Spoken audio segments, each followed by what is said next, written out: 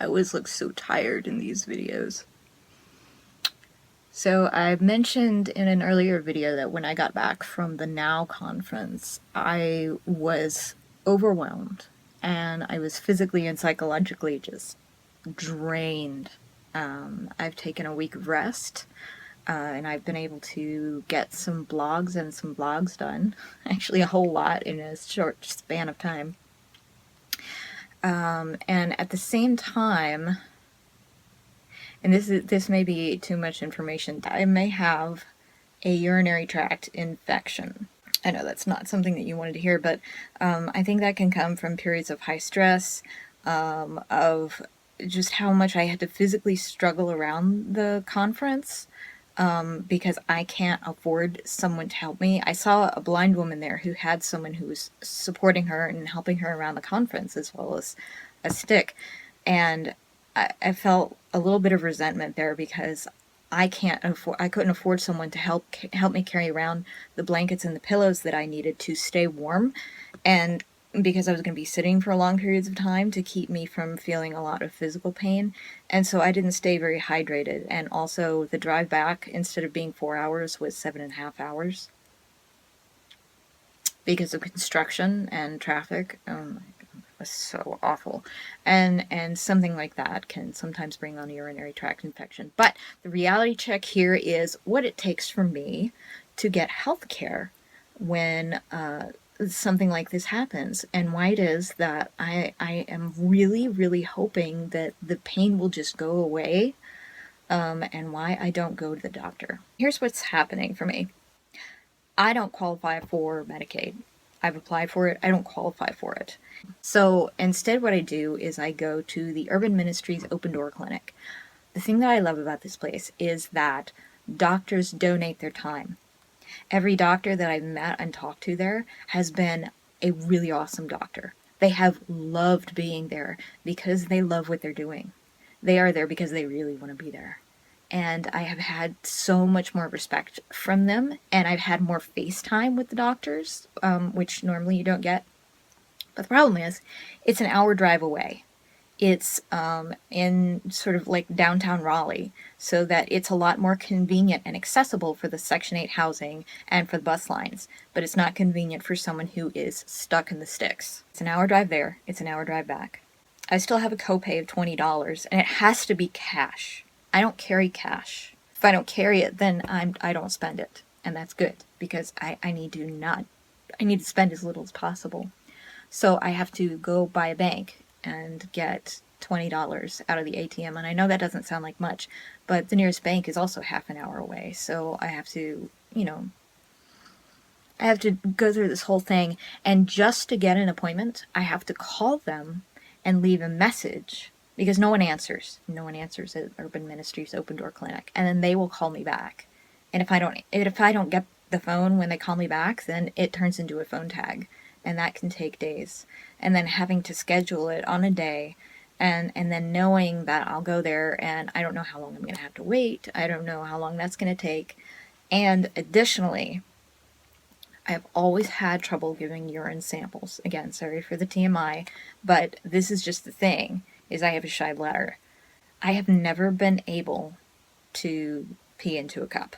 I can't do that. So usually I have to have them have a basin, or what they call a hat, which is something that they would use sometimes if they need to measure someone's urinary output, for various, health reasons and health problems. It can be hard to get one of those, and it's embarrassing to ask for one. Even with one of those things, it can still be hard for me to give a urine sample. And in order to get diagnosed for whether or not I have a UTI, I have to give a urine sample. And just knowing that that is going to be part of the whole deal is like, man, there's so many problems to this. That's what it would take for me. But once I got through all that, if I did have a UTI, then they would get me the antibiotics that I need. So I'm lucky in that I do have this option, but it's so damn hard. One thing that really bugs me about Open Door Urban Ministries Clinic is they have to have my income taxes every year, and they have to have all of my financial information. I don't have any financial privacy. And Can you imagine, like, having to disclose everything about your finances just to get seen for any minor medical anything? I hate it too because it feels like I'm being treated like I am lying or scamming. And I know, like, the point here is to keep people from getting these services who don't qualify for them. But this is such a dominant thing for me of trying to get services and get basic needs met, is I have to prove to people, and not just once but over and over again, that I deserve them by giving them access to all of my financial information. If I don't do that, I don't get the services. So it's like the default is to assume that I'm lying. And that is also the default with Social Security disability income. And I've heard from some people that the theory that the reason why it takes so long is to filter out the people who don't really need it. So the reality is, this is what I have to go through to get medical care. Better than some, and yet still problematic and draining. More than anything else is the time and energy that I have to put into this. I really just don't go to the doctor if I can avoid it. I did finally go to the trouble of making the appointment at the Urban Ministries Open Door Clinic and went to see them. When I made the appointment, I was still having the symptoms. By the time I got there, they weren't that bad. And it turns out I'm just fine. Other than my disabilities, I'm pretty healthy. But it was a 5-hour ordeal. Hour drive there, more than an hour drive back because I got stuck in traffic, and the delays there were so long because there were so many people waiting there. By the time I came back, that had taken up so much of my energy that all the things that I wanted to do today, I don't have the spoons for them. And this is really, really frustrating. This is why I don't want to go to the doctor. This is why I don't like going out. It takes away my energy from me doing the things that I want to do that actually help me, that help me feel better overall, like going out for a hoop walk or taking extra time to take care of myself. This is not a workable living situation for me, and I hate it. Also, getting dental. My teeth are really important to me, especially because if something goes wrong with my teeth, it can go bad really, really long. And I have all of my wisdom teeth in, and they're, yeah, and it's crowded, my teeth are crooked, that kind of thing. I have an impacted canine, apparently, where I still have a baby tooth right here, because the tooth that was supposed to replace it is in diagonally. Something that I learned when I got the PTSD sourcebook by Glenn Schiraldi was that the dreams that I've had like my whole life about having like teeth fall out and my teeth break are really common in PTSD sufferers.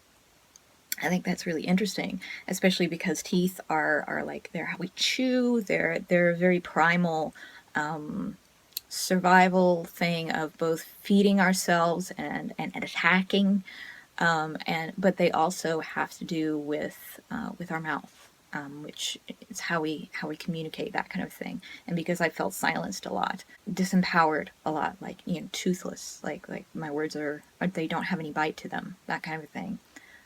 So that's what teeth in dreams mean to me. So that's why it makes sense that broken teeth are a big theme in PTSD sufferers' nightmares. To afford dental care, I go to the local Wake Tech Community College has a dental school, and they will do a series of cleanings, but it's a student does it, and then the faculty member comes and checks the work, and it's 3 appointments, 1 to 4 hours each, to get the full cleaning. I used to love going to the dentist because I loved how clean my teeth felt afterwards, but it would be like maybe an hour tops. And these appointments, they were in a really cold room. It was staying really still for a long period of time, which is bad for my fibromyalgia. They were painful. Little bits of pain, little bit over hours, and left my gums feeling like peeled back from my teeth for some time afterwards. And every aspect of my dental care was deconstructed and criticized,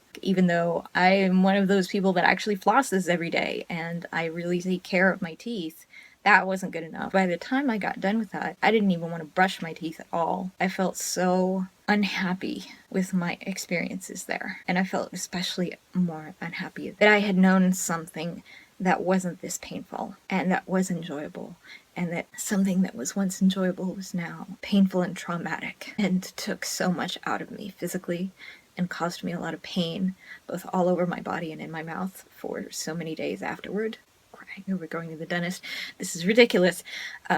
But that's a reality check too of what dental care is for me. And again, not everybody necessarily has this option. They've recommended that I go see a dentist about a potential problem area here, but a lot of the low cost dental care places around here, like the one at Human Services, they serve children under 20 and pregnant mothers, and that's it. To find more intensive dental care that I can afford, I don't know where that's going to be. I just saw an interesting bit that CNN did on This Is What Life Is Like at 7:50 an hour, and it was a woman who one of her teeth went bad, and they said, well, we can fill it, but it's going to cost $350 and you have to do a down payment. And she says, well, how much would it cost to just pull the tooth? And they say, well, we just pull the tooth. It's free, but we want to save the tooth because it was one of her back molars, and they said, we want to save the tooth. That's the preferred thing. She's like, well, I can't afford that.